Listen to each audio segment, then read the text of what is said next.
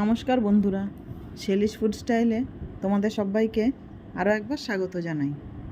আজকে আমি বানাবো গাটি কচু দিয়ে ইলিশ মাছের ঝোল। গাটি কচু দিয়ে ইলিশ মাছ তোমরা অনেকেই বানিয়েছো, তবে আমি যেভাবে বানাবো সেটাই আজকে তোমাদেরকে শেয়ার করছি। চলো বন্ধুরা, দেরি না করে রেসিপিটা দেখে নিই। এখানে আমি ইলিশ মাছ নিয়ে নিয়েছি। মাছটা ভালো করে ধুয়ে নিয়েছি।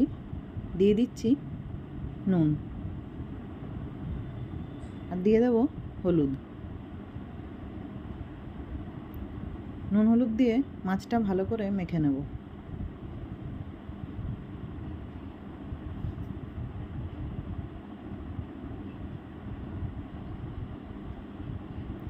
মাছটা মেখে কিছুক্ষণের জন্য রেখে দেব।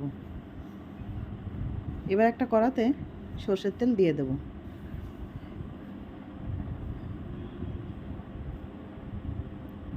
তেলটা ভালো করে গরম হয়ে গেলে দিয়ে দেব কালো জিরে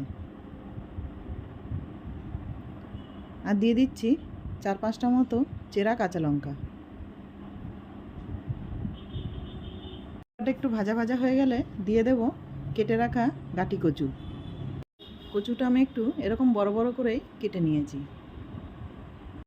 গাটি কচুটা কিছুক্ষণ নাড়াচাড়া করে নেব।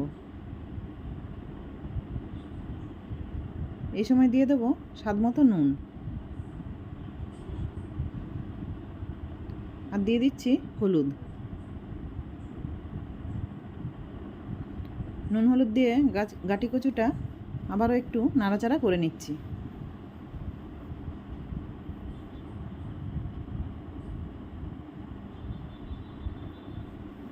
এবার দিয়ে দেব লঙ্কা গুঁড়ো আর দিয়ে দিচ্ছি কাশ্মীরি রেড চিলি পাউডার। এটা আমি কালারের জন্য দিয়ে দিচ্ছি। মশলার সাথে কচুটা একটু কষিয়ে নেব।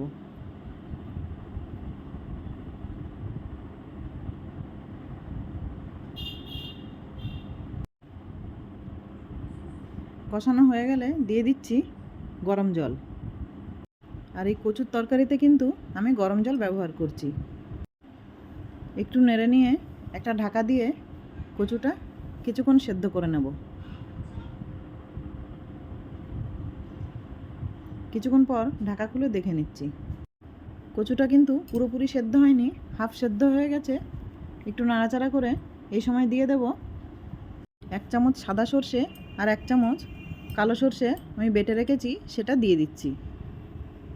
আবারও একটু নাড়াচাড়া করে ঝোলটা বেশ ফুটে উঠলে নুন হলুদ মাখানো মাছটা দিয়ে দেব।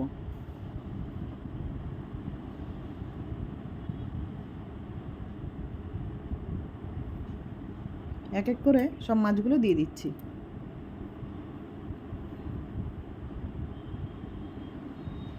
কচুটা যেহেতু অর্ধেক সেদ্ধ হয়ে গেছে, আবারও একটা ঢাকা দিয়ে 8 থেকে 10 মিনিট মতো রান্নাটা করে নেব।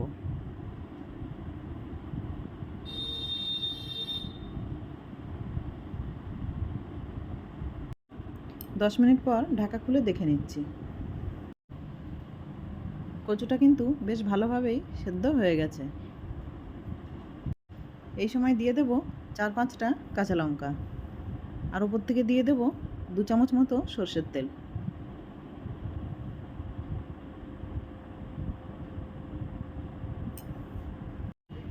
এবার গ্যাসের ফ্লেমটা বন্ধ করে দেব। একটা ঢাকা দিয়ে কিছুক্ষণের জন্য রেখে দেব।